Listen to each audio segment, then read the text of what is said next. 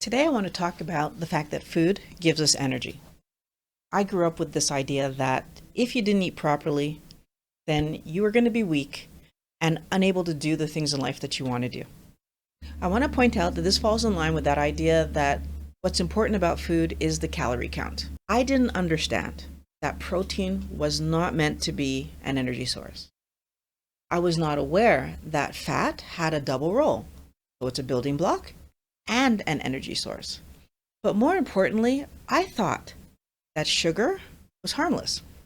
Sugar is in fact safe if controlled by the body directly, but very dangerous if we ignore or decide to override our body's natural control systems. And we do this all the time. When my daughter was born and she was, a baby, and I was teaching her how to eat solids, she hated fruit, so sweet stuff. But I forced the issue by tricking her to eat that fruit because I would give her some meat and then slip it in beside the meat. As she got older, when she was around 4 years old, I started to allow her to eat ice cream and candy and chocolate and cookies. Now, again, she didn't want it. She'd refuse. I don't like it. But around 6 years old, after years of being offered it, she started to develop a taste for sweet things. Unknowingly, I was ignoring her internal safety systems that were telling her to reject sugar. So what happens if we bypass our safety mechanism and indulge in sugar? Sugar is an energy source. And the big argument that we get for why we should be eating fruits and vegetables and grains is that our body uses sugar before it uses any other energy source. But I want to point out, our body metabolizes alcohol before sugar. So does that mean that alcohol is better for the body than sugar is? No. What it actually means is that alcohol happens to be more toxic than sugar. So why does the body metabolize sugar before fat? Because in high doses, sugar is toxic to the body. Remember, we're overriding our system and telling our body to have more sugar than it would produce for itself. Oh, that's right. Our body produces all the sugar that we ever need. The toxic nature of sugar is rarely talked about. And if you aren't a type 1 diabetic, you likely have never been told that you shouldn't be eating rice and potatoes and chocolate bars because they're toxic. Now, is sugar only toxic to type 1 diabetics? No. But there's this belief that because our body can manage the toxicity, we don't need to worry about it. We use the same logic that if it's not toxic, we don't have to worry about it to allow us to drink alcohol. But the question is that true? Have you ever encountered somebody who had too much alcohol? Of course you have. And have you ever encountered anyone who's had too much sugar? Of course you have. I would venture the guess that everybody that I'm talking to right now knows somebody who's diabetic, knows somebody who's overweight, knows somebody who's having metabolic issues. The difference is that you can overdo alcohol in a few minutes to hours, and we see it clearly because the person is tipsy or drunk. Versus when I overdo sugar, the weight that I'm gaining takes months to years to show itself. The metabolic issues that I'm producing take months to years to show themselves. My health issues will not show itself until it's years later. But does that mean that sugar then is safe for us to eat? Not at all. Slowly poisoning myself is still poisoning myself. And it's not because we love the idea of sweet things, love the idea of eating candy, love the idea of eating fruit, and love the idea of French fries. It's not because we love these things that it means that they're healthy for us to eat.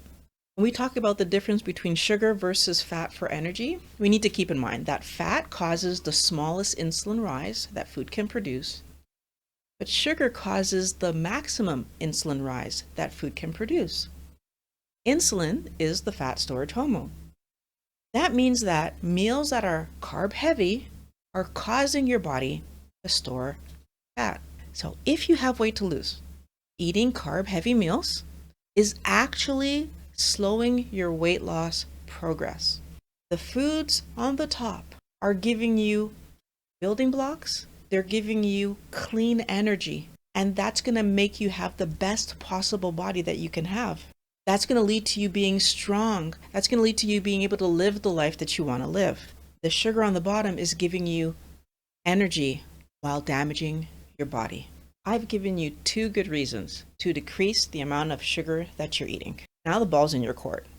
Are you going to keep eating sugar and continue to damage your health? Or are you going to eat healthy and live much longer, far into the future? Today's comment is coming from Northern Illinois Sasquatch Research Get? I hope I'm saying that right. And the part that I want us to pay attention to is the fact that this person has been eating keto for over 2 years and lost 50 pounds, but then in a period of several months injured themselves, was ill, and it led to them not eating properly and going back to their old habits. And now they've restarted keto, they feel dedicated, and they notice already that some weight has come off. Wellness warrior, I want you to think about the fact that we often do this to ourselves, where we'll be seeking an answer and we'll find an answer, we'll apply the answer and get results, but because we don't see our health in a long-term way, so we look at our health as something that we need to fix continuously rather than something that we can know an answer and keep ourselves in the best possible position. And this comes from the fact that doctors present this model to us, that medical is about solving a problem, that medical is not about creating the best sustainable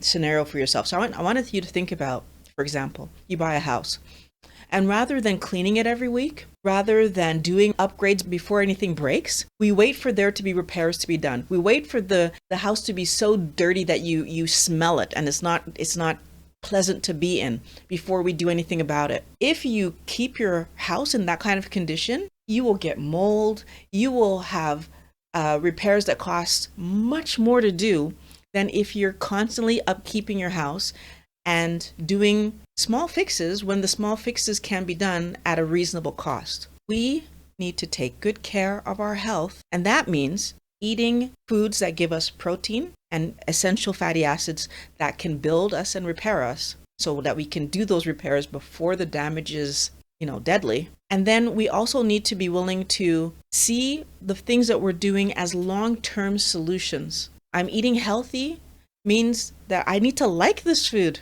because I need to eat it forever. So invest in learning how to make meals that you find delicious. YouTube thinks you're going to like this video. I have videos in the description for anybody who's new and really wants to know, what are the top things that you need to do to get yourself on track. I also have in the description ways that you can support the channel if you found this video helpful.